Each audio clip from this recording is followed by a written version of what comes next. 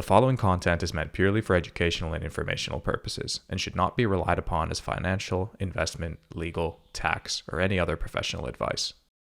This is the Fundamentals Podcast, where we demystify crypto and help you navigate this ever-evolving internet-native economy. In this episode, we're joined by Getty Hill, the co-founder of GFX Labs, a multi-faceted blockchain research and development company. GFX Labs operates as a crypto product studio and an active DAO governance contributor. On the product side, GFX has built a variety of products including interest protocol, Web3 Sheets, and most recently the advanced DeFi trading platform Oku Trade that is powered by Uniswap v3. On the governance side of things, which GFX is most well known for, they have an active role in the governance of, for example, MakerDAO, Optimism, Uniswap, 0x, and Arbitrum. In this episode with Getty, we speak about how GFX operates, the current state of DAO governance, and what an ideal DAO could look like. We discuss the details around Uniswap's fee switch and GFX's stance on it. Also, we discuss the on-chain borrow-lend market sector, the biggest opportunities and challenges in that space, and much more.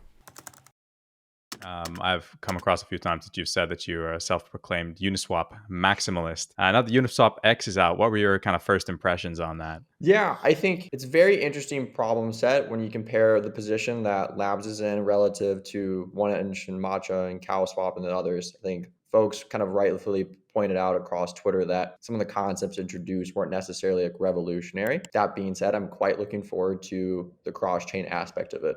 That's the one thing that kind of isn't being done by anyone right now. And the notion that, the bridging experience for retail users is quite poor. Like there's a high fixed cost there to bridging from one chain to another. And the idea that we can kind of simplify this for retail users and say, it's a swap when I go from like USDC on mainnet to USDC and Optimism opposed to like a bridge, and I can like drive transaction cost down and say, okay, bridging becomes more of an institutional kind of like high net worth thing where like you can spread out those fixed costs amongst more dollars. So I think that's the bit I'm most looking forward to. The rest of it is like, okay, if you look at it from like Uniswap Labs point of view, they needed to integrate something to remain competitive, and they weren't going to like integrate 0x, right? Like they had to come up with their own solution. So I feel like I try to be pragmatic about these things, but I'm looking forward to it. We'll be integrating in our interface as well. Yeah, I love that. I think that's a good way to think of it. And definitely competition is intensifying all across DeFi. So it's great to see that even the biggest players who have like high market dominance in their respective market sectors really have to start innovating and kind of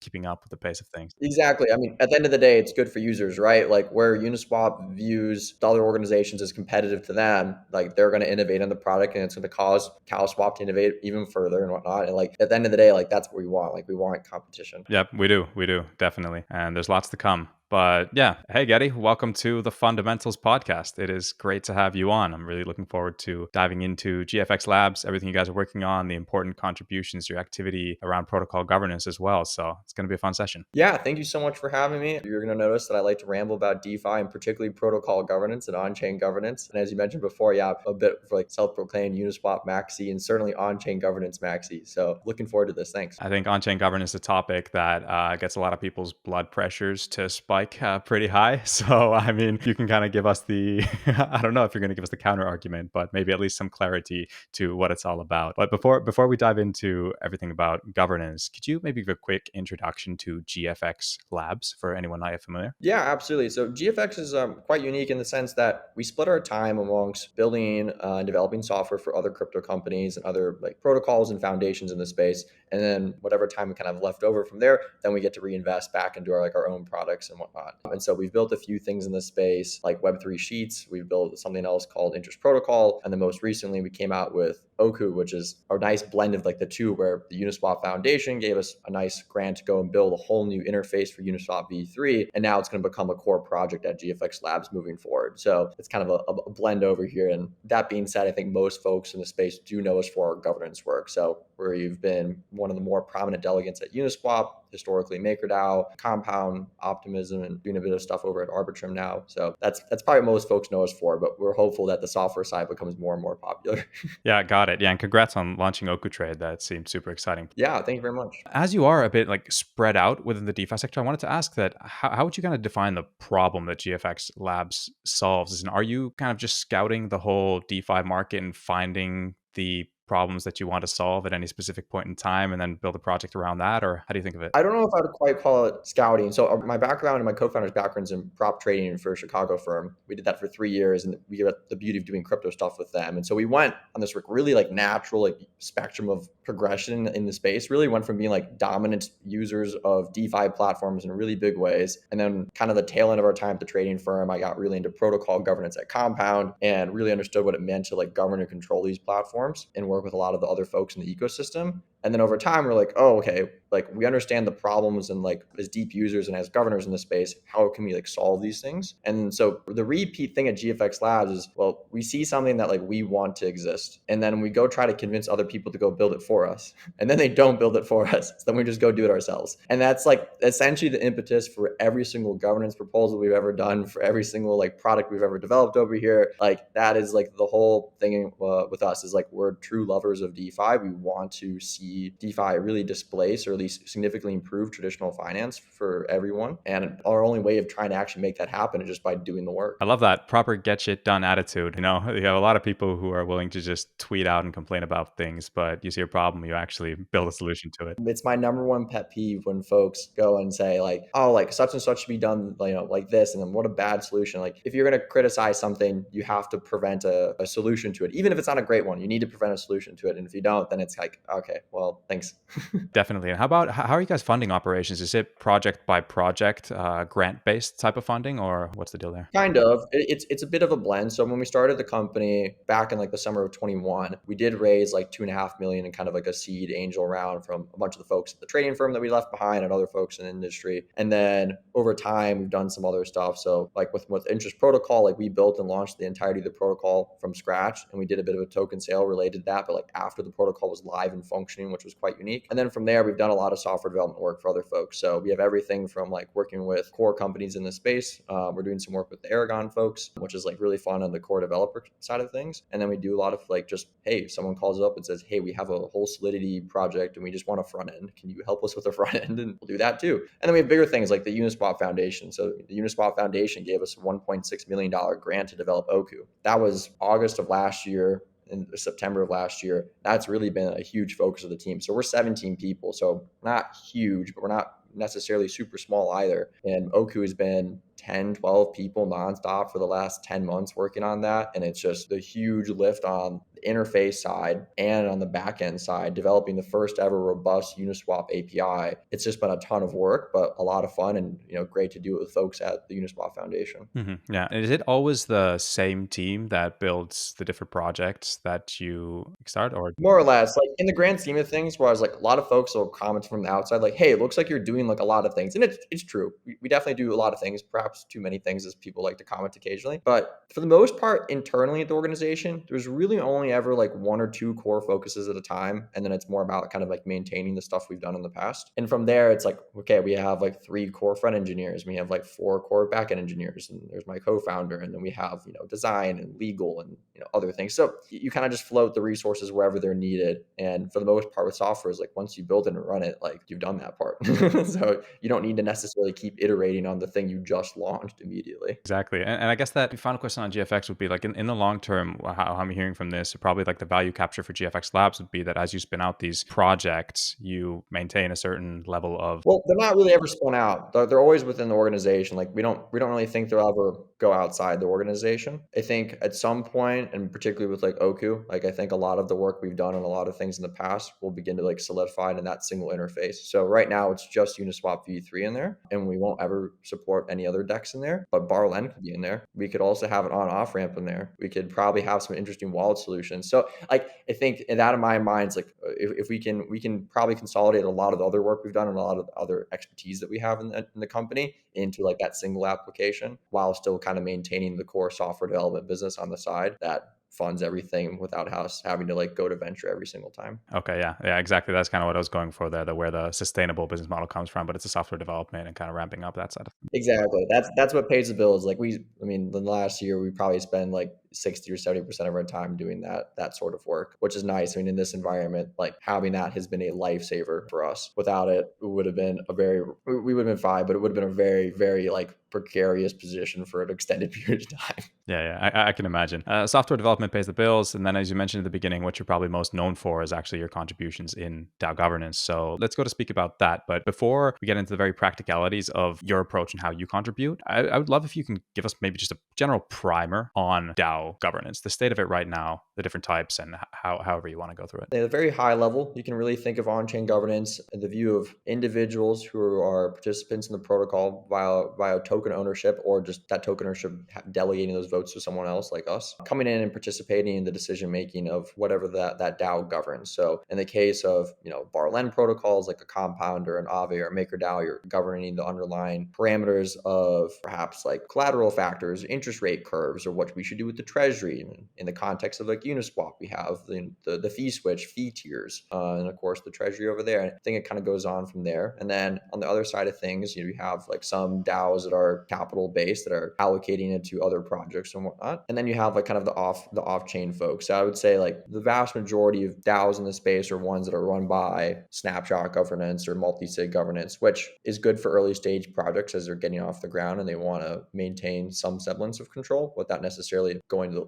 the full side of full decentralization that like a MakerDAO or Compound or Aave does. But those are kind of the three categories I'd put them in. And looking at the market today, which DAOs would you say are doing the best job or are like best structured in terms of efficient governance? Yeah, I would say we still have a ways to go for everyone. We've certainly come a long ways in the last 2 years. That's also without a doubt. But in the grand scheme of things, like you have to step away every once in a while and be like, okay, like Compound was essentially like the first major DAO after MakerDAO. MakerDAO came like years before, and that was 2020. So we're still like super nascent. Like the concept of DAOs is just incredibly nascent still. MakerDAO is by far like the most developed. They have tried the highest number of iterations of different ways to govern. They've tried experimenting with lots of different ways in compensating delegates, lots of different org structures, like coming from a traditional foundation and pivoting into having core units. And now they're going into their end game plan. So they're certainly the furthest along from everyone. Aave has done a lot of great work over the last year and a half at really maturing quite significantly. And I think Uniswap now has kind of taken almost more of a traditional approach with, okay, we have, of course, the core delegates in the protocol, but spinning up the foundation last summer has been a nice help in actually organizing the DAO a bit further. So there's a few different ways about it, but I would say MakerDAO is still the steady lead that they have over there just by the nature of being around a couple of years before everyone else. Yeah, I think that was a really good scan of the market and the current state of it. So lots of big steps have been taken. I think especially Maker's endgame update is a pretty massive revamp. It's pretty cool to see. It'll be interesting to follow how that plays out. But given the state of the market and how it has developed, you've been around for a while. Can you walk me through your approach to governance? So how you in practice contribute and what your day-to-day work there looks like? Yeah, and it kind of comes back to that whole mantra of like how we do things at GFX and why we do them, and that it's always been about improving DeFi. So like we really don't do much stuff outside of DeFi, particularly bar lend is like my bread and butter. Like we could go in depth on any of the bar lend protocols and we could riff on that for a long time. But really what it comes down to is we see something that a DAO should be doing. We try to get other folks to do it for us first.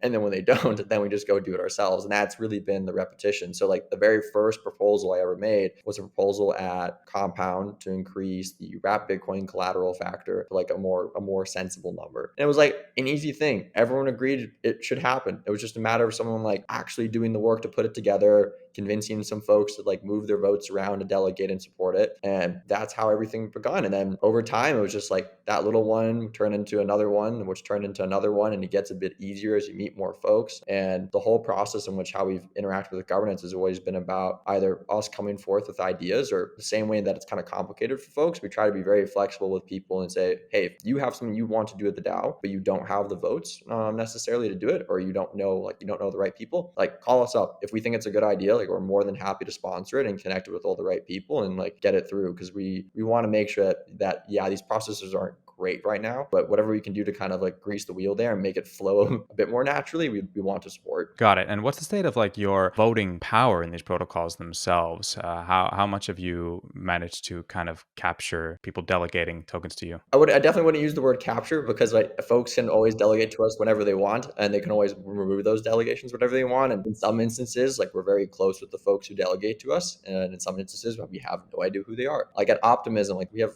some crazy number of individuals delegating to us. Like we do not know the vast majority of them, but we also do work with some funds in the space, and they'll say, "Hey, we invested in such and such project. We don't really have the time or the expertise to really feel with confidence that we can manage this delegation." We'll take that on for them and say, "Hey, like we're never going to vote the way in which you tell us to, but chances are that we're aligned in our interests and that we'll end up voting in what we think is the best interest for the DAO, which is also should be your interests." And we'll develop big, nice relationships with them. So I think that's how a lot of these have gone. They've certainly like ebbed and flowed. I mean, we have something like just shy of 2.5 million votes at Uniswap. I think we're like the fourth largest voter at Optimism right now. MakerDAO governance is anon now, so we can't talk about that, unfortunately, due to the new rule set. But at one point in time, we were like the second largest or third largest delegate at MakerDAO. So we've done quite a few things, but at the same time, we also kind of unlike some other organizations, really try to stay focused. Like we really only participate at kind of 3 DAOs at a time, maybe 4, because wherever in which we are delegates, we really want to make sure that we're not just voting on stuff. Like we want to be bringing about change. We want to be the ones proposing the most interesting, most productive proposals. And how would you describe kind of the activity and maybe sophistication level of governance in DAOs right now? Because what you're doing is a very, I would say, advanced approach given the state of the market. And you've been around for a while, and you've been able to reach a position where you are in like the top 5 largest voters in some of the biggest protocols within DeFi. So when you post on these forums and when you go through these proposals and listen to all the kind of counter arguments, do you feel that there is enough contributors with the same level of advancement or seriousness that you are in the space, or is it still a bit too quiet? It's still a bit too quiet, but I want to emphasize that like where we've come from 2 years ago to where we are today is a tremendous improvement. We're certainly seeing other organizations like GFX Labs coming in increasing numbers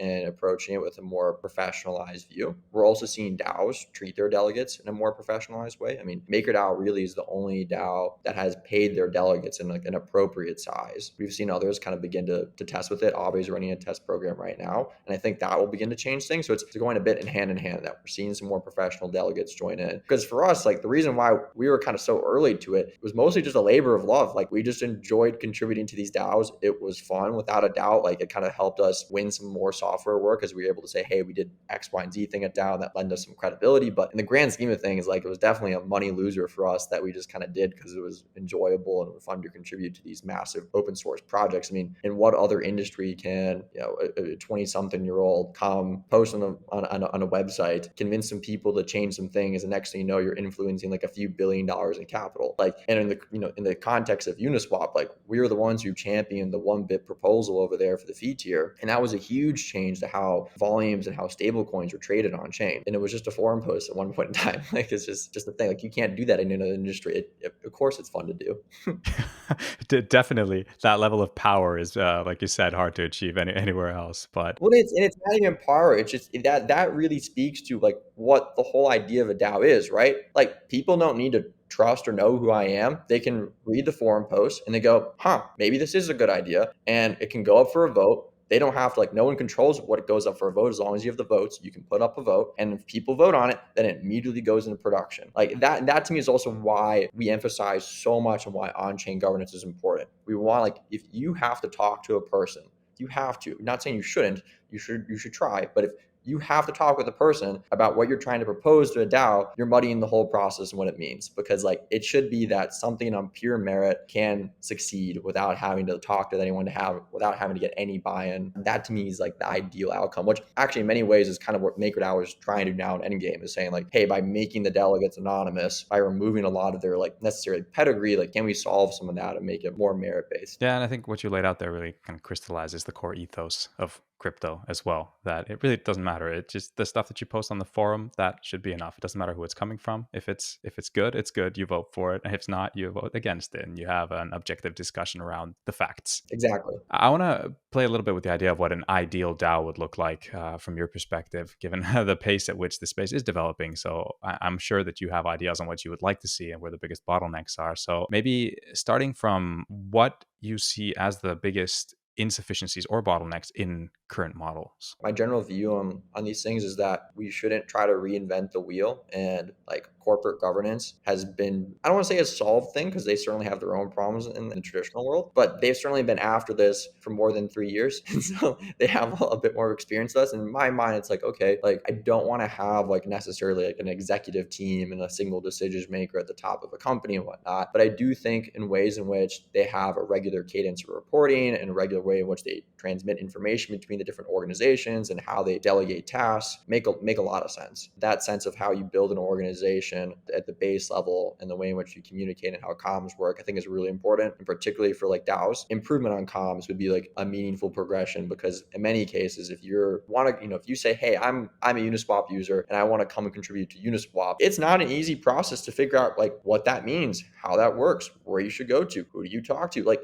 some of these really just basic questions haven't really been answered yet. And there's folks at the Uniswap Foundation, there's folks like us in this space, there's other people in the community who are trying to do things to kind of improve that. And of course, at other DAOs as well. But I think that's a bit of a global problem right now, where we first need to kind of solve those base level comms. That will go a really long way. And then from there, really making sure we stick to on-chain governance. I think like this is the weird bit where it's like, you want to make sure that folks can vote, right? To the point of like people, we don't want to have the social side be like a huge component of it. Granted, the social side having that component also kind of does like grease the wheel, right? Like people can come to GFX and want to say, hey, we think this is a good idea. I'm like, that's a great idea. We should do that. Like that moves things along much faster than them just trying to do it themselves, but they shouldn't rely on us. So like that's the key bit there. Like we want the social element, but it shouldn't be required. It's like that just needs to exist as kind of like as an emergency in the event that like we stop existing for some reason. But when it comes out to like in the long run, like we have to reach a point where the number of folks participating in the DAO are actually the token holders. Like in the long run, like GFX being a prominent entity in protocol, whatever you want to call it, professional delegation, etc., doesn't really make a lot of sense. Like it's not like I have tens of millions of dollars of uni token holdings or Maker or any of these things. Like, so in the grand scheme of things, the person who has the ultimate incentive with the DAO, aligned with the DAO, is the one delegating to us. So really that's where we need to get to, is where the funds in the space, the high net worth individuals, they feel comfortable. They feel like they can invest the time and money to make sense for them to participate in the DAOs. And I think that will be like the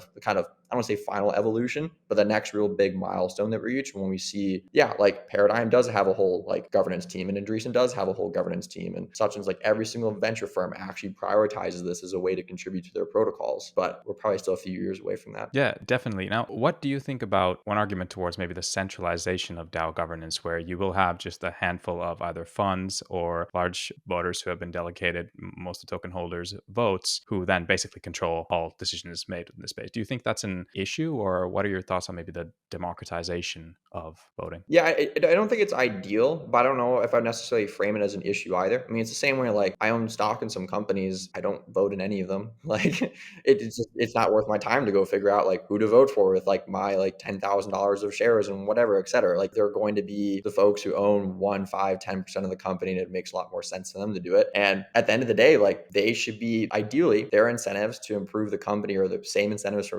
me to improve the company. And they're just able to like warehouse those fixed costs of having, 3 people full time think about how that company can be improved, versus like little old me who I can't afford an investment team to go think about, Apple or something, right? So I think like that's the same. It's the same vein right there, to answer your question. Got it. And follow up on maybe on the other side, I was wondering if you could speak a little bit about the community proposal factory that you have set up, because I feel that in one way democratizes the space a little bit. You're providing a platform for a person who does not yet have the voting power or the ability to put forward proposals. You're kind of giving them a platform to do that. So can you maybe open up a bit more on the thought process on what its purpose is? Yeah, so that was kind of like a fun little project we put out, and I think it was in February around ETH Denver. And the general idea there was to build upon Compound's autonomous proposals that they put out years ago. And the gist is you want to make it easy for folks who don't have the full level of votes, right? At Uniswap, that's 2.5 3.5 million uni compound. I think that's 10,000 comp right now or something. And like these are big numbers. Like retail's not going to have that. But if you can have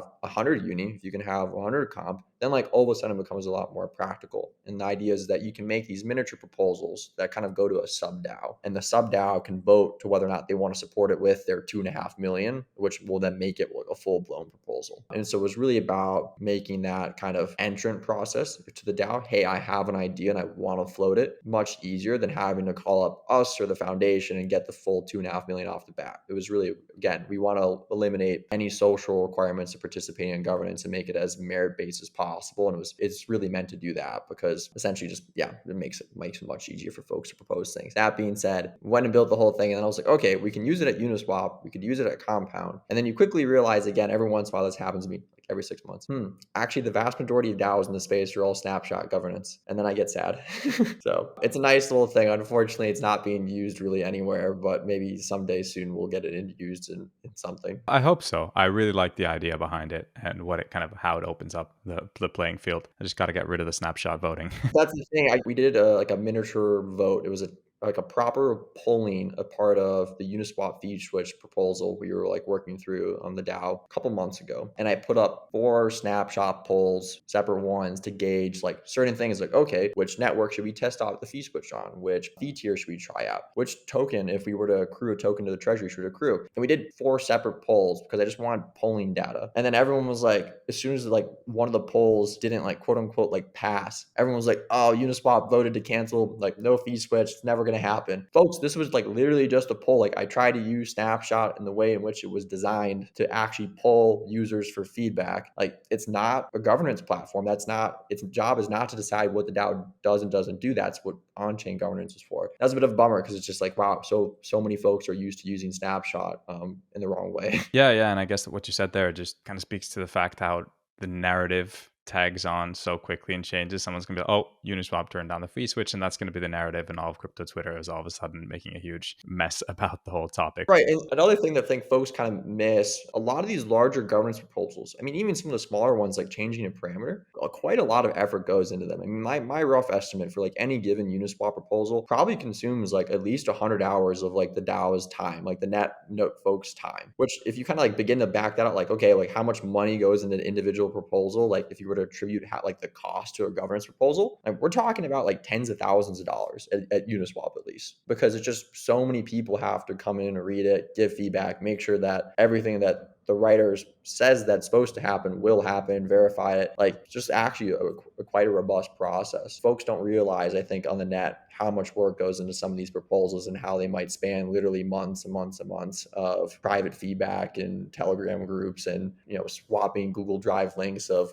proposals until you finally get an iteration. I mean, I haven't done traditional politics, but I kind of feel like this has to be pretty similar. Definitely is. But yeah, you're doing a good job. And especially what you spoke about, your role in Uniswap's governance, everything you tried out there, and also how you contributed to the lowest fear tier with the stablecoin swaps. Those are like pretty big things. So sometimes there are, even though politics can be frustrating and slow, sometimes there are like big successes that actually have a huge effect on the market. Yeah, I mean, like a Compound, if like anyone who's used Compound for the last 2 years, like the whole Oracle system at Compound was something that I developed hand in hand with the Chainlink folks after the prior Oracle system experienced not an exploit, but kind of an anomaly. And that took like literally 7 months of like going back forth with the DAO, 3 iterations. Like so many people went through that one. It was like a real headache. But once it was implemented and done, like everyone was super thankful to have it, an implementation that everyone felt great about. And like today, Compound still has, Compound V2 that is, still has one of the best Oracle systems in the space. So, I mean, it's by no means perfect, but it was a strong improvement over the prior one. And stuff like that just takes time when you're changing these massive protocols in a big way. Like it should take time. It shouldn't be a fast process. Yeah, it should. There's so much value locked that you can't take any risks. It needs to be slow and very considerate. But that is, and I think one thing that has been very slow and much talked about has been the Uniswap fee switch discussion, where you have also been pretty active. So maybe if we move on to speak a little bit about that. Sure. Should I give some just like quick context for folks? And like, yes, if you could start maybe with just like the context around it, that would be amazing before we dive into your take and proposal. Yeah, absolutely. So the prominent Uniswap protocol right now is the V3 protocol. It's the one that introduced concentrated liquidity. The prior one being Uniswap V2, which was just a more traditional AMM. And then of course we have like V4 on the horizon coming sometime later this year. The fee switch is called the fee switch because in the V2 protocol, there's literally like essentially a Boolean in that like if you change this thing, like the whole DAO just begins to accrue fees in the underlying tokens when folks swap. So if you go and swap in the protocol on V2 and the fee switch was like on, then whatever you swapped, a percentage of that would go towards the actual like pool in there for the DAO to like claim later and decide what they want to do with it in their treasury. Similar concept in V3, the only difference being it's not an actual fee switch. It's on a pool by pool basis, you set a fee parameter, but same concept. And then V4, there's like a slew of changes in there that kind of complicate this thought. But yeah, the fee switch and kind of just general fee debate at Uniswap has been ongoing for like greater than 2 years at this point, maybe even like 3. It's been a long time at this point. And a number of folks have put forth different proposals or like debates on the topic and whatnot. I would say ours is probably that we put out, I guess it was 2 months ago or so right now, was probably the most thought out one. Of course, I'm biased in that front, but what I really wanted to do is I actually had that proposal we put out, which was just at a high level for folks, set a single fee tier across the entirety of a single network and see how it goes after 3-4 months. And if the DAO likes it, then we can push it forward. Part of that was set the fee tier on like the top pools, etc.,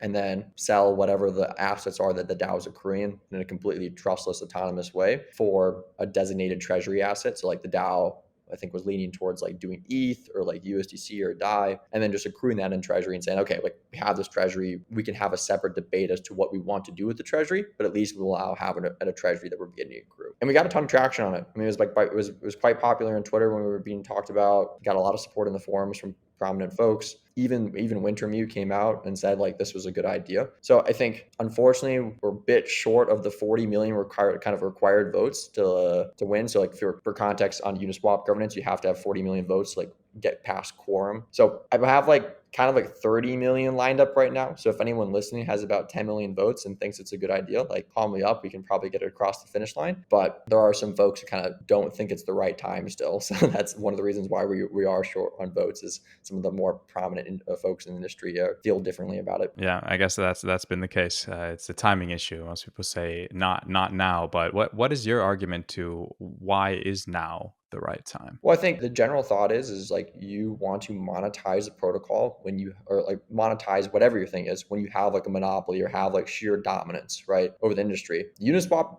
is entirely dominant. I mean, it does like somewhere between like 70-ish% of total DEX volumes. It's not going to get much higher. I mean, like maybe we can get it to 80, but the thought that we can get it to like 90 is like impossible. Certainly with like the fact that we're competing with like a new protocol every month that's doing their new token and like incentives program, and like that's really inflating some of these other projects, whereas Uniswap has no incentives associated with it. It is purely natural. I think we are dominant. So it's like if folks don't consider us dominant now, then like when would we be dominant? And some of the other common feedback from folks is like, what about like the whole legal implications of it? Now, of course, like I'm not a lawyer or anything. We've certainly done a fair amount of research on this own. I've talked with a lot of folks, but the security side of it's really not the concern at this point. It's actually more so on like the tax liability side of things for some of the more prominent token holders, being that, like if the DAO is accruing tens of millions of dollars of income, like presumably someone has to pay taxes on this income. How does that work? This is a DAO. Like where does one pay taxes? And so the Uniswap Foundation and some other folks have been doing research on that front. Unfortunately, the research hasn't really yielded anything that has been able to put to use yet, which has been a bit frustrating. And so I think in my mind, it's like, this is one of the unique instances where GFX can kind of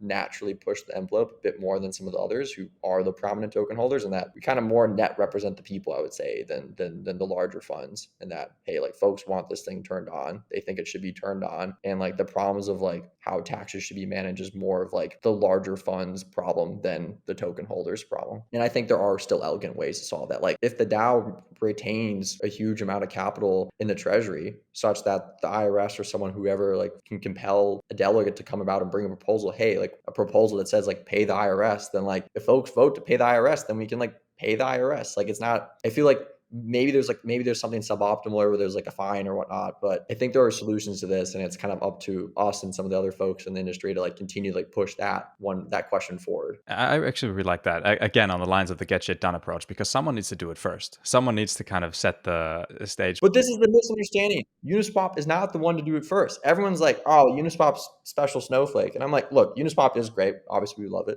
but MakerDAO accrues huge revenues on an annual basis. I mean, tens of millions of dollars as well. Started off as an American foundation. Of course, has been working extremely hard to decentralize. The same thing with Compound. Compound's been accruing revenues ever since V2 launched. Aave as well. So like every major borrow lend protocol has been doing this. And SushiSwap, right? I mean, foreign, but still, like I don't think Uniswap is necessarily the snowflake in which a lot of folks believe it is, but maybe I'm wrong. Well said, and maybe to clarify my point on someone's got to be first is more related to like legal clarity around where DAO should pay taxes and how kind of governments look at them. But yes, you're 100% right that in that case, I mean, there are most of the big players already active on this front. So why would Uniswap be any different? Exactly. And I mean, pragmatically, like it makes sense for someone to pay taxes. Like all this income is being generated. And if it is going back to the token holders, then like the token holders should pay income taxes, right? If I accrue a dividend to my stock on my Apple shares,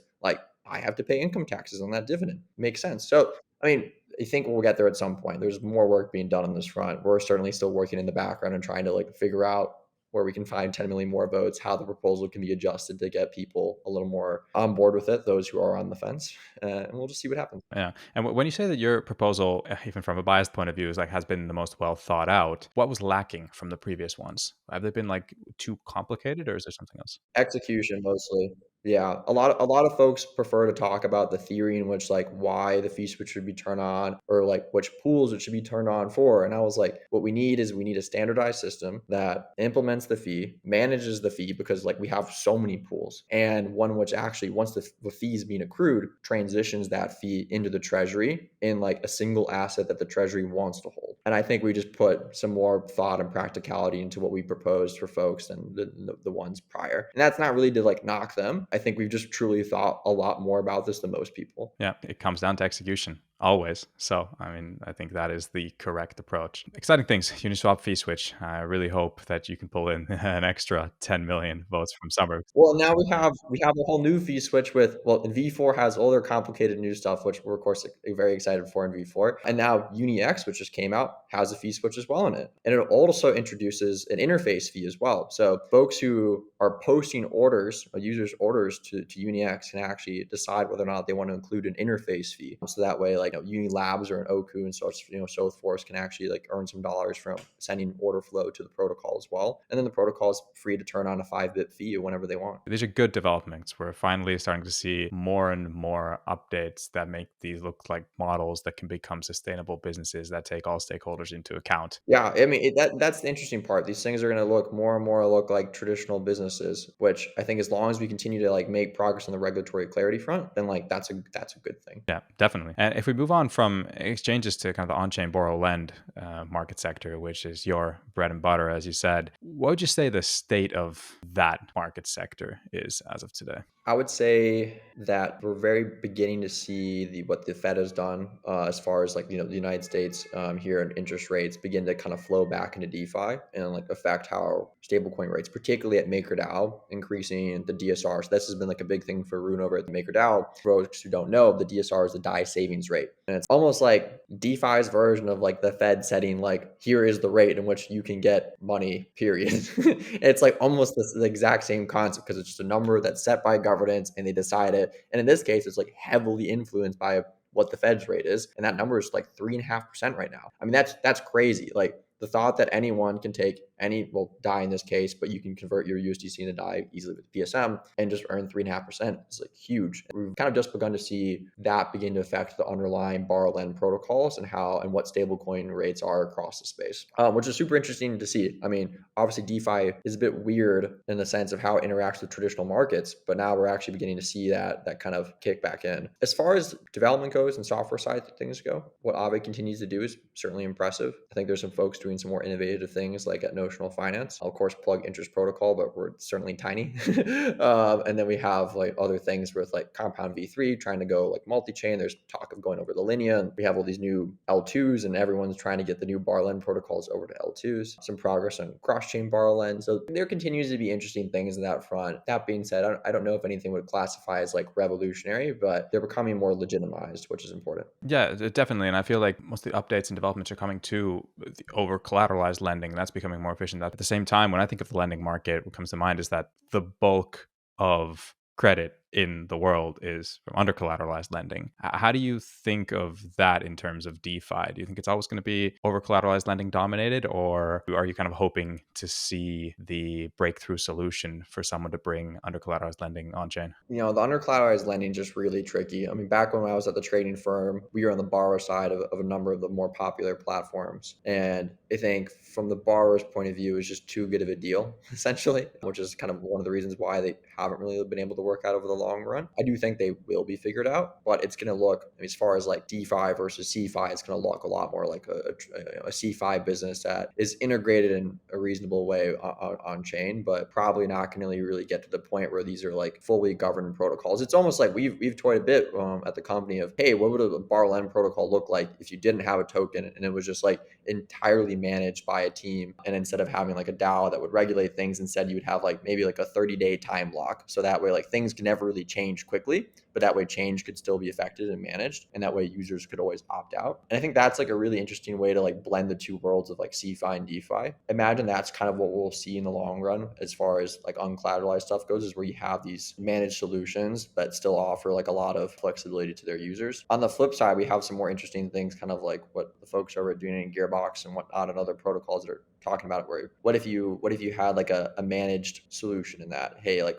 a single user puts up like $100,000 of capital in like an Instadap vault, and like this money can only stay inside this Instadap account, but you're allowed to do certain things with it, and then folks can like underwrite you and give you like more money to invest with, return a yield on. So I think there's some other novel solutions coming around, but it's just a very challenging problem. Got it. And you're kind of an on-chain maximalist in terms of governance. How about in terms of, if we look at the lending market and seamlessly combining DeFi and TradFi? Are you also on-chain maxi there, or do you see these two things working in parallel? No, I think they're going to merge quite a bit. I mean, it's kind of like, do we consider USDC to be like on chain? That's the thing. I think, and the reality is like for DeFi and for these markets to mature, for these protocols to mature, we're going to get a lot more assets that resemble the likes of USDC, right? Like I think we've already begun to see some treasury products come on chain that are just immediately securities. Like they just like onto finance, just like, yes, these things are securities. They do have rules with them, et cetera. And I think we're beginning to get more and more of those assets, and that's like a good thing. That's the nature. We can't kind of always just have like fill in the blank governance token part 5 as all the traded assets on DeFi. We're gonna get some equities and commodities, I think, and they're going to resemble the likes of a USDC, and that's a good thing. Yeah, definitely. I wanted to ask, what do you see as the biggest opportunities right now in the on-chain borrow lend sector? Yeah, in my mind, it's multi-chain borrow lend. I don't think anyone's really done a great job at multi-chain borrow lend. And that, what I mean by that is, hey, like I have ETH on mainnet and I want to borrow USDC on Polygon ZK EVM, and I'm at ZK EVM, and I also have some, I don't know, Matic over there, and I want to make sure I can like use that Matic to like borrow some DAI over at Arbitrum, whatever. Like fill in the blank. I want to be able to have collateral in all these places. I want to be able to borrow all these places. I think multi-chain borrow lend in the environment in which we have so many new L2s come out is going to be extremely interesting. I know a couple folks already working on it. It's something that we're kind of in the litany of many things we want to do. Like it's certainly very high in the list. I don't know if we'll end up deciding it's worth the time or not, but that's something I'm very keen to see how it develops. Given everything we discussed and the tons of different projects that GFX Lab is working on and your protocol governance contributions, what's next for you guys? Anything that you can share from your mid to long-term roadmap? Yeah, I mean, I think Oku is really the big thing. I foresee that really consuming already over the last kind of 10 months or so. That's been a huge focus, but now that was like mostly on the research and development of it. And frankly, what we kind of pitched to the foundation last summer versus what we've put out here just like a week ago, it's great. I mean, it's so much better than we ever kind of thought, which is like so rare. Typically the thing you pitch, it comes out way worse. And like, wow, this actually came out much better than we kind of ever imagined. So I think like Oku is extremely focused on the spot trading side of things, being like, right, tokens for tokens. There's a lot of ways in which we can grow the product vertically, and there's a lot of ways we can grow it horizontally as well, right? So going into improving the wallet experience in the application, adding UniX support, adding V4 support, and being one of the more premier interfaces for Uniswap V4, going back, supporting Uniswap V2. There's still tons of activity that's on Uniswap V2 and tons of traders who, for the most part, are really really unappreciated for all the volume that they're putting through the protocol and really want a better user experience and have been mostly just neglected. And then we have like on the other sides of it is like Barlend is a huge thing. I mean, outside of Uniswap, the second most used protocol is Aave. Barlend's huge. And so I think in our mind, the long-term vision is to really get Oku to a place where it's like a one-stop shop for DeFi users. You have the best interface for spot trading, you have the best simple swap interface in this space. You're going to have ideally at some point some type of on-off ramp wallet integration. At some point, you're going to have Barlend in the application. That really to me is like we want to be like the forefront on the consumer side of things for kind of the DeFi prosumer users. I don't think we'll get to the point of like straight retail in the sense that like Uniswap Labs is doing with their wallet or Coinbase is doing. But for folks who are already made it through the front door and want to dabble, we hope that we can kind of be the best interface for them. So that's really going to be the focus over here for the next 6, 12, 18 months, I think, is really just continue to push that. Because in my mind, like if we don't want to have a repeat of FTX, the best way to do that is to provide users with an alternative. Like FTX felt like a good product to folks. Binance feels like a good product to folks. The only reason Uniswap, in my mind, doesn't have more users is the user experience at Binance is tremendously better. Like at pre-Oku, like folks want a whole trading interface. They want that professional trading interface that Binance offers. Let's give it to them on chain where you have all the UX benefits without any of the downfalls that traditional finance offers. Yeah, that is much needed. And I feel like the market opportunity there is also massive. So that is worth focusing on your side. And I got to say, repeating myself, but the kind of get shit done attitude and also under promise, over deliver that you did with Oku there. I love it. We need more of that energy in this space. Thank you so much, Getty, for walking me through GFX, on-chain governance, and a bit of the on-chain borrow lend market as well. We definitely need to do this again at some point in the future, but I really appreciate your time for sharing these insights. It was great. Yeah, thank you very much. It's been a lot of fun.